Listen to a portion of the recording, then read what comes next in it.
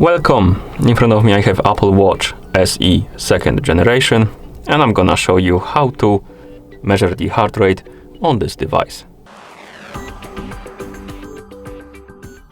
Before we start, if you want to get the most accurate results of your measurements, make sure to put your watch on your wrist, secure it tightly so it doesn't move around, so use the watch strap to secure it, and while you're measuring your heart rate, try not to move too much. I'm just gonna put my finger on the sensor right here on the back, but because of that, my results might be not too accurate. Okay, now let's continue with the measurement. So, to measure your heart rate, first you will need to wake up the screen on your watch. And you can do it by pressing any of the buttons, the crown button or the side button. Once you wake up the screen, you will need to press the crown button to open the menu.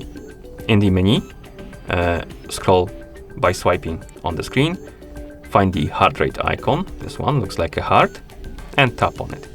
And your watch should start measuring the heart rate automatically once you open the heart rate app. As you can see, you have the current category, and if you have this animation on the screen, this means that the heart rate is being measured. And here we have the result.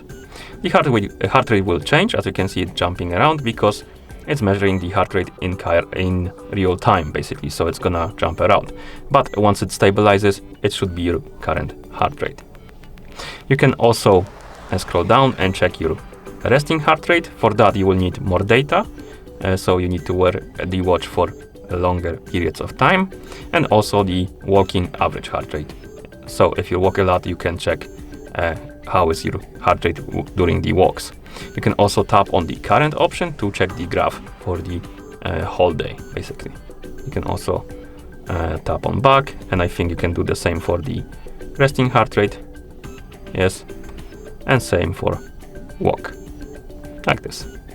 Okay, and once you're done measuring the heart rate, you can press the crown button to go back to watch face, like this.